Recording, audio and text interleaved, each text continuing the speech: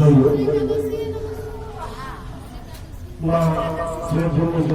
पावन नगर में हमारे जन्म के भगवान जो गुरु के रूप में विद्यमान है उसको नमन करते हुए यहाँ पे उपस्थित सभी गणमान्य अतिथियों को सादर बंधन। यहाँ के कार्यवाह शाखा के कार्यवाह धनंजय जी का मैं बहुत आभारी हूँ जिन्होंने मुझे यहाँ पे ये शब्द कहने के लिए आज निमंत्रित किया। मैं आभारी हूँ कौशल भैया और हमारी वीर समुद्रा बहन जी का।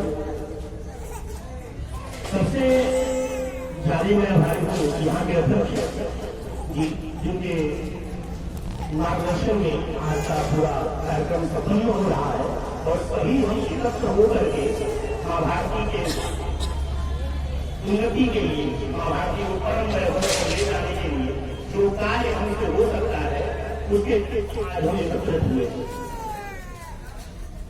वस्तुतः दीनदयाल उपाध्याय जी को जब हम लोग सुनते हैं या पढ़ते हैं तो उनका एक कहना था कि भारत माता अन्य सभी देशों में हम लोग देखेंगे तो उसको नाम से पुकारा जाता है। अन्य सभी देश है, अमेरिका है, जापान है, यूक्रेन है, रशिया है, बहुत सारे देश, लेकिन वो अपने देश को देश के नाम से पुकारते हैं। ये हमारा ही देश है जिसको हम लोग भारत माता को पुकारते हैं। कहने का अर्थ ये है कि भारत माता से अगर माता शब्द हटा दिया जाए तो भारत केवल भूमि का टुकड़ा मानते हैं, लेकिन हम इसको भूमि का टुकड़ा नहीं मानते हैं, हम इसे अपनी माता मानते हैं और इसे अपनी माता समझ करके उसके यश करने के लिए हमारे पूर्वजों ने अनेकों बलिदान दिए हैं, अनेकों त्याग दिए हैं। आज विजयादशमी का पर्व है और 27 सितंबर 1925 एक दूरदर्शी माँ भारती के भक्त ने राष्ट्रीय स्वयं सेवक समिति की स्थापना की। माननीय केशव राम हेगड़ा ने जब 1925 में इस संगठन की स्थापना की तो एक दूरदर्शी दृष्टि थी उनके। अगले साल 100 साल हो गया, 4 आदमी मिलकर स्टार्ट किया गया। अंग्रेजों के चंगुल में फंसने के बाद हमने अपनी संस्कृति को त्याग कर दिया था। मैकाले की शिक्षा पद्धति ने हमारे खेल को, हमारी पढ़ाई को बहुत अंदर से खोखला कर दिया। मैकाले की शिक्षा पद्धति ने हमारे यहाँ जो प्राचीन गुरुकुल चला करते थे वहाँ पे संस्कृति ही मुख्य विषय थी, संस्कार ही मुख्य विषय थी, उसको खत्म करके अंग्रेज शिक्षा पढ़ाई को छोड़ दी। संस्कृत से पढ़ने वाले लोगों को नौकरी नहीं मिलती, रोजगार नहीं मिलता, अंग्रेजी से पढ़ने वालों को रोजगार मिल जाता था। रोजगार के अवसर में लोग अंग्रेजी को छोड़ने लगे, संस्कृत को छोड़ने लगे, अपनी संस्कृति को त्याग कर भारतीय खेलों का धीरे धीरे पतन होने लगा। जो पश्चिमी खेल है उसको हम लोग अपनाने लगे। ऐसे कर करके हमारे ऊपर अंग्रेजी संस्कृति भूमि गई। तो उस संस्कृति से जुड़े हुए परिणाम के बाद हम लोग ऐसे अपनी भारतीय अस्मिता की रक्षा कर सके। हमारे हेडवार साहब ने इसकी स्थापना के 50 साल बाद हमारे ऊपर इमरजेंसी लागू हुई और संघ को बंद कर दिया, संघ के ऊपर रोक लगा दी। लेकिन हमारा सतत परिश्रम, हमारे स्वयंसेवकों का पसीना खून हम आया और 75 साल जब पूर्ण हुए, आप सभी को याद होगा तो अटल जी की सरकार को, और आज प्रदेश कल सारा देश ऐसा नारा हुआ करता था। हम लोग बच्चे थे, 3 प्रदेश 3 जो हम लोग चुनाव जीते थे उसमें नारा हुआ करता था कि आज 5 प्रदेश कल सारा देश। आज मोदी जी के शासनकाल में मोदी के दिशा निर्देशन में विश्व गुरु बन रहा है भारत। अभी कल मैं परम पुनीत चालू होने को सुन रहा था कि जब आप बलशाली होते हैं तो लोग आपकी बात सुनते हैं। आज सख्त धारण मजदूरा ने सख्त धारण किया है, एक हाथ से आशीर्वाद है, एक हाथ से सख्त धारण। आप देखिएगा अमेरिका जब आता है, अमेरिका आते हैं तो मिसाइलें तैनात की जाती है, फाइटर जेट आ जाते हैं।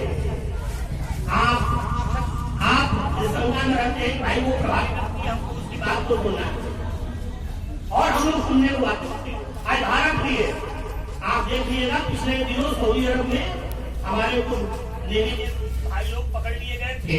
वहां पे फांसी की परंपरा है, लोग कहते हैं अमर देशों में, अरब देशों में, खाड़ी देशों में अगर आप पकड़ लिए जाते हैं किसी भी कार्य में तो फांसी की सजा है। लेकिन हमारे यशस्वी प्रधानमंत्री जी आज संगठन इतना बलवान हो गया, हमारा भारत इतना बलवान हो गया उनके दिशा निर्देशन में कि खाड़ी देशों को भी अपने नियम को बदल के हमारे भाइयों को छोड़ना पड़ा। तो शस्त्र का महत्व है, शास्त्र और शस्त्र दोनों हमारे संस्कार में है। और आजकल शस्त्र को थोड़ा सा लोग हे दृष्टि देख रहे हैं, संस्कारी बनाने के चलते अपने को ये दिखाने के लिए कि मैं बहुत एजुकेटेड हूँ, बहुत ज्यादा ये हूँ, मैं शस्त्र नहीं, शस्त्र रखना, शस्त्र और शास्त्र दोनों हमको रखने हैं। हमारे यहाँ परशुराम जी रहे, हम लोग उनके वंशज हैं, हमारे पास शास्त्र भी है, हमारे पास शस्त्र भी है।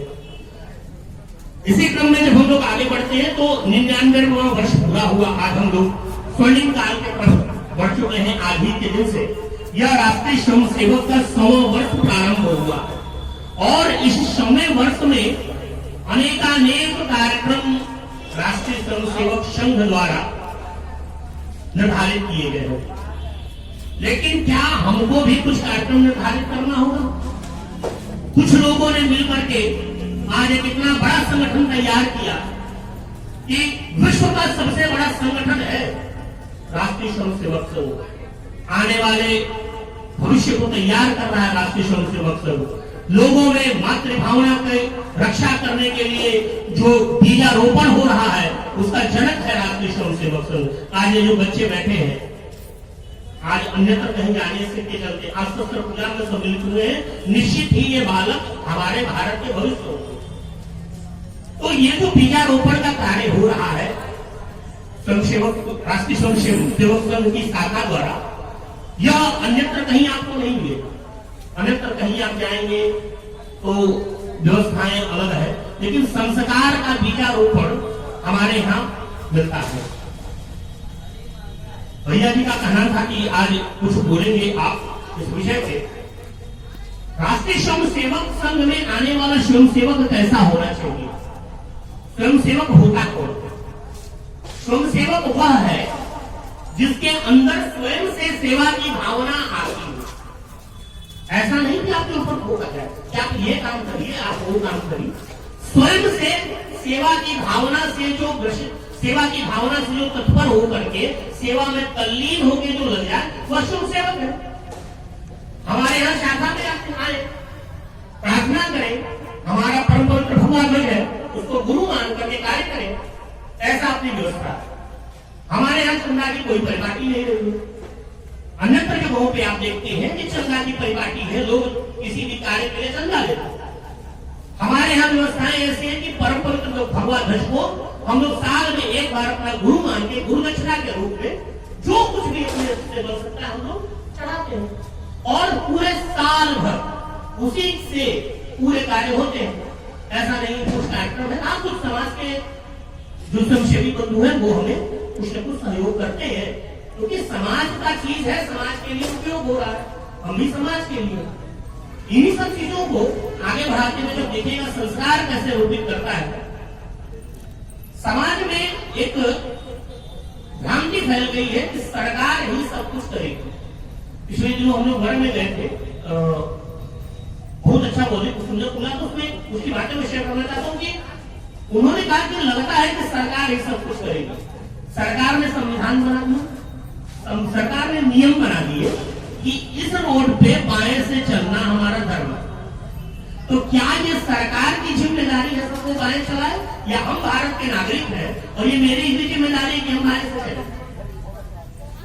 राष्ट्रीय स्वयं सेवक संघ भारतीयता की भावना का विकास जब करता है तो आप भारत को अपना समझते हैं, और जब हम किसी चीज को अपना समझते हैं तो उसके नियमों का पालन करते हैं। अगर सभी हमारे बंधु भगिनियों में यह भावना विकसित हो जाए कि यह देश मेरा है, तो हम नियमों ने बना रखा है नियम, हम बाएं से चलेंगे, हम बीच में गाड़ी नहीं खड़ा करेंगे, हम पॉलिथीन नहीं फेंकेंगे। आपने कभी कभी हमारे प्रधानमंत्री यशस्वी प्रधानमंत्री जी हैं, उनको देखा भी होगा कि वो कभी कुछ किए उसके रैपर हम उठाया धीरे से पॉकेट में रखेंगे। यह एक स्वयं सेवक का गुण है जो आज भी उनके पास है। लोग कहते हैं भारत का प्रधानमंत्री है और देखिए कैसे वो उठा करके पॉकेट में रखिए। वो एक स्वयं सेवक की शिक्षा है जो उसको बेसिक लेवल पे उसको शुरू से ही प्राप्त हुई है कि कोई भी ऐसी चीज जो आपके राष्ट्र को गंदा करे उसको आपको हटा देना है, छोटी से छोटी चीज। अगर यहाँ पे चौराहे पे अगर ट्रैफिक पुलिस नहीं हो तो बताइए कितने लोग हेलमेट लगा के चलने वाले हैं? कोई नहीं। लेकिन आप देखिएगा जब हमारा स्वयंसेवक होगा वह जरूर करेगा, जो ये समझेगा कि नहीं ये भारत मेरी माता है, इसको मुझे अपने धर्म का पालन करना है, मैं इसका सेवक हूं और मैं जब शुद्ध होऊंगा, मैं जब अच्छा होऊंगा, मैं जब विचारवान होऊंगा तो ही एक सशक्त भारत की संरचना होगी। तो वह क्या करता है कि एक सशक्त भारत के निर्माण में शुरू से ही सभी नियमों का पालन करना प्रारंभ कर देता है। जब नियमों का पालन प्रारंभ होता है तब जिला, समाज और राष्ट्र का निर्माण होता है। यहाँ पे अगर ट्रैफिक चालान की व्यवस्था नहीं की जाए तो मैक्सिमम लोग आप देखिएगा कोई दाएं से, कोई बाएं से, कोई इधर से, कोई उधर से जाने की व्यवस्था कर रहा है। लेकिन आज हम लोग देखिए यहाँ पे बैठे हैं, कोई पुलिस लगा है बैठाने के लिए कि नहीं आप लाइन में बैठिए, तो ये बोल रहा है कि नहीं आप चुप बैठिए, कोई डंडा लेके बैठा है क्या? कोई किसी के ऊपर से कोई दबाव है क्या? कोई दबाव नहीं है। सबके अंदर से एक दीपक जल रहा है जो ये बता रहा है कि हमको शालीनता के साथ ऐसा करना चाहिए, हमारा यह धर्म है। तो राष्ट्र धर्म यही है कि राष्ट्र की उन्नति के लिए जो भी कार्य किए जाएं वो सभी हमको करने और ये राष्ट्र धर्म है और इसी के पालन पोषण की शिक्षा देता है हमारा भगवान। हमें नैतिक मूल्यों का पालन करना है और उन सभी कार्यों को करना है जिससे हमारा भारत विश्व गुरु। कौन कौन से ऐसे कार्य हैं जिसको करने से भारत विश्व गुरु बने, इसके विषय में बहुत सारी बातें कहा जाए, दिन कम पड़ जाएगा, महीनों कम पड़ जाएगा, लेकिन स्वविवेक से ऐसा निर्धारण करना है कि हम समय का पालन करें। संघ शिक्षा में अनुशासन बहुत बड़ी चीज है, समय बहुत बड़ी चीज है। समय पे पहुंचना, समय पे उठना, समय पे कार्य को करना, ये हमें सिखाया जाता है। तो क्या अगर भारत को विश्व गुरु बनाना है तो हमें समय का पालन करना चाहिए। पहला चीज समय का पालन करें। दूसरी चीज क्या है? स्वदेशी चीजों को हम बढ़ावा दें, हम दूसरे की चीजों को खराब करें ऐसा मैं नहीं करता। हाँ, हम अपनी चीजों को अच्छा करें इसके लिए कोई विरोध नहीं करता। तो हम ऐसा कार्य करें जिससे उन स्वदेशी चीजों को बल मिले, बढ़ावा मिले, पोषण मिले, तो ऐसा कार्य हमें करना है। स्वदेशी कार्य, स्वदेश, इन सभी चीजों को करके ही हम लोग स्वावलंबी बन सकते हैं।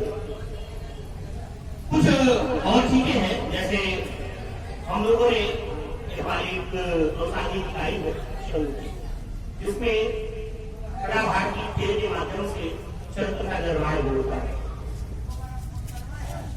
कौशल भैया जी है, बीच में स्वदेशी खेलों को लेकर के जागरूकता की बात हुई कि अपने विचार की सरकार है, तो भैया के मुंह से मैंने सुना, इन्होंने लगोरी जिसको हम लोग कहते हैं, लगोरी और ऐसे खेल को प्रमुखता से बोला कि ऐसा वैसा होना चाहिए। शुरू में लोग बोलते थे क्या लगोरी करा रहे, लोग ये करा रहे। आज विश्वास नहीं करेंगे, सीबीएसई से एक लेटर आया जिसमें 20 ऐसे भारतीय खेलों को बोल दिया गया ऑफिशियल स्टेटमेंट है करवाने के लिए, और आपको करवाना है और भेजना है उसका वीडियो फोटो सब कुछ भेजना है। कितने बच्चे पार्टिसिपेट किए उन सबको भेजना है, कितने लोग फर्स्ट आए, कितने लोग सेकंड आए, और पूरे वीडियो को भेजना है। कहने का मतलब है कि देखिए एक व्यक्ति निजामों का फल है, माध्यम के थ्रू वहां पे बात गई और वहां से उसको बदल दिया गया सिलेबस को, और सिलेबस के थ्रू 20 भारतीय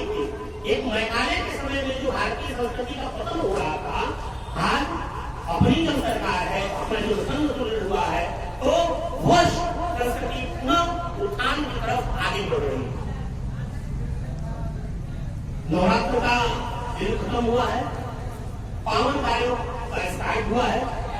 कुछ समय बाद आप देखिएगा अच्छे अच्छे कार्य सभी स्टार्ट हो रहे हैं। अब मैं एक ही निवेदन करूंगा, मैं कोई बहुत बड़ा वक्ता हूं नहीं, आप सभी लोग प्रबुद्ध हैं, मैं एक ही आपसे निवेदन करने आया हूं कि किसी भी कार्य को करने से हम पहले यह सोचें कि क्या यह देश मेरा है।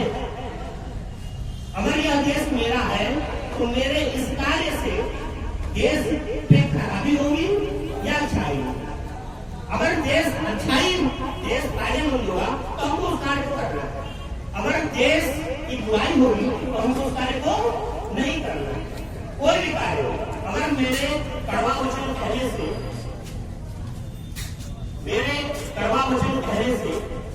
देश के समाज विखंडन होगा तो हम इसका कड़वा वचन नहीं। हमारे मधुर वचन कहने से देश समाज एकत्रित होगा, एकजुट होगा, तो हमको कहना है। आइए बैठिए। कुछ चीजें मैं आपको उदाहरण स्वरूप बता रहा हूं। आज अहिल्याबाई होलकर जी का आप लोगों ने नाम सुना। अहिल्याबाई होलकर जी की 300वीं वर्षगांठ चल रही है, 300 साल हो गए उनको। अहिल्याबाई होलकर जी उस समय स्वराज और संस्कृति को लेकर के आगे बढ़ी जिस समय पुरुष प्रधान होते थे। आप लोगों ने झांसी की रानी लक्ष्मीबाई की कहानी सुनी होगी कि लखनऊ जी ने एक नीति बनाई जिसके अंतर्गत अगर राजा पुरुष जो है राजा नहीं है तो उस राज्य को वो अपने अंदर अभिव्यक्त कर लेते थे। उससे पहले अहिल्याबाई होलकर थी, उन्होंने संस्कृति स्वरूप अनेकों जगह जो टूटी धर्मशालाएं थी बनाई।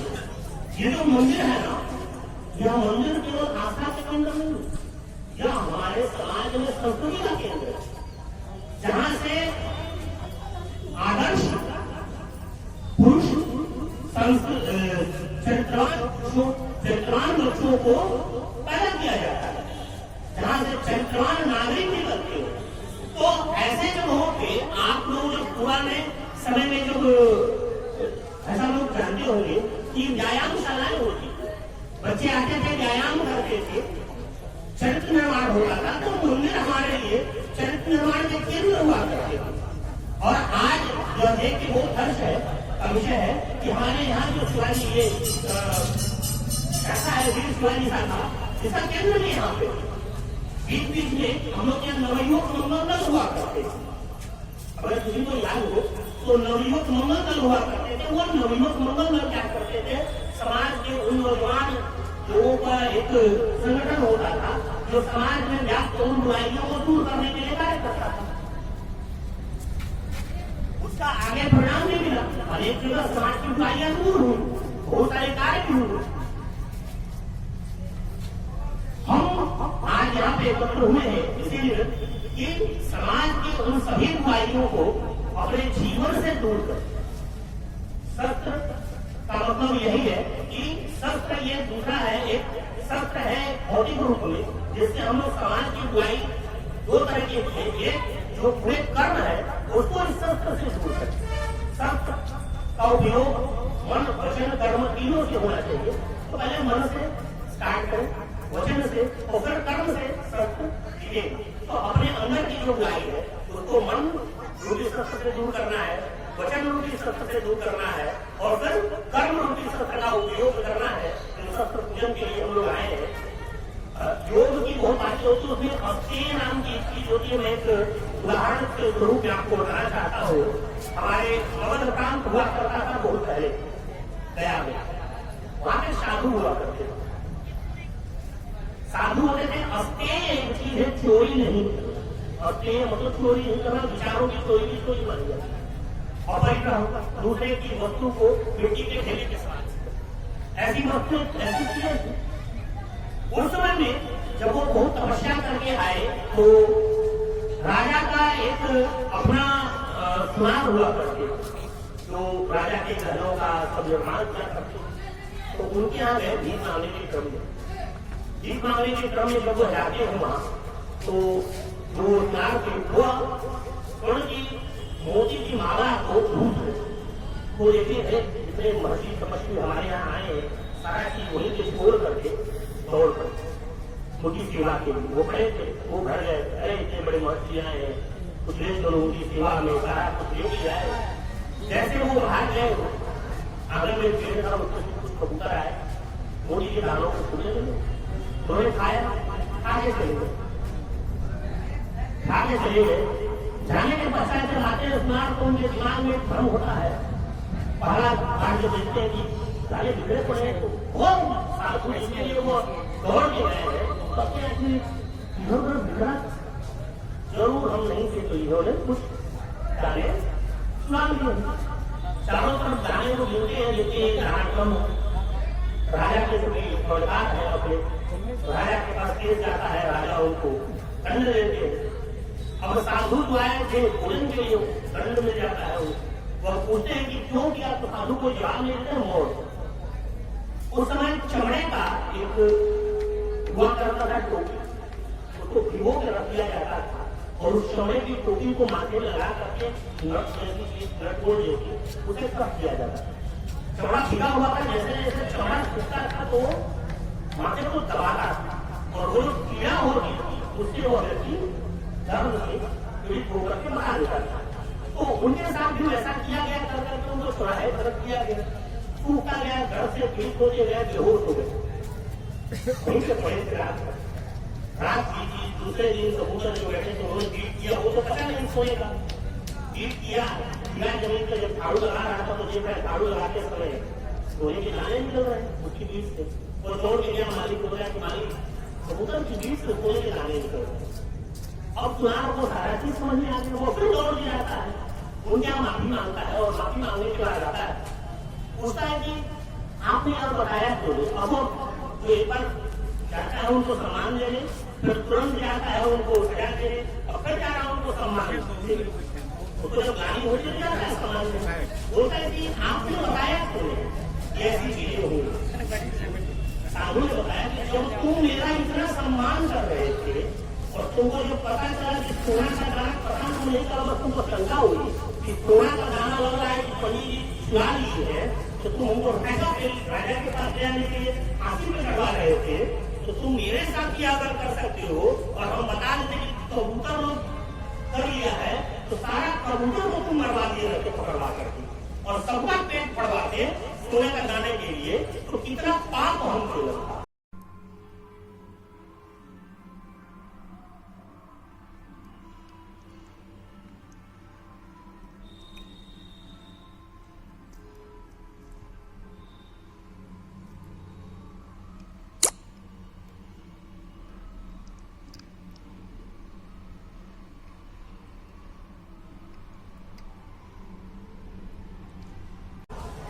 तो मैं अपने ऊपर सहना उचित समझा, उन जानवरों को, उन पक्षियों को बचाने के लिए मैंने अपने ऊपर सहना उचित समझा।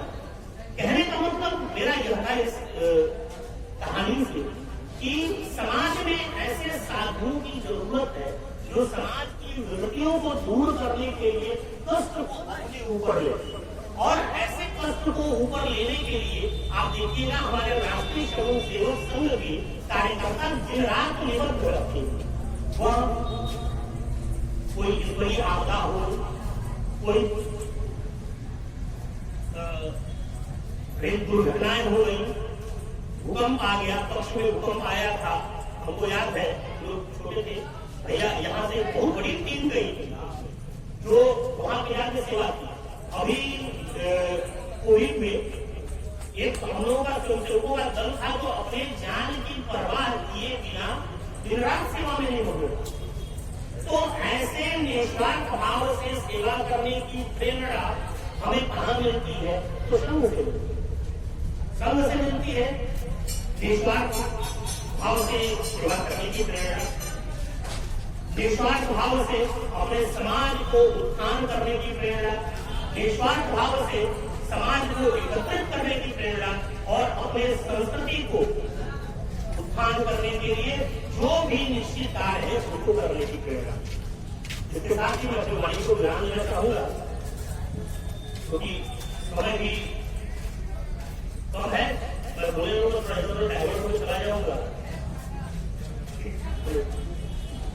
बहुत आभार आपके द्वारा इस भोजन के लिए।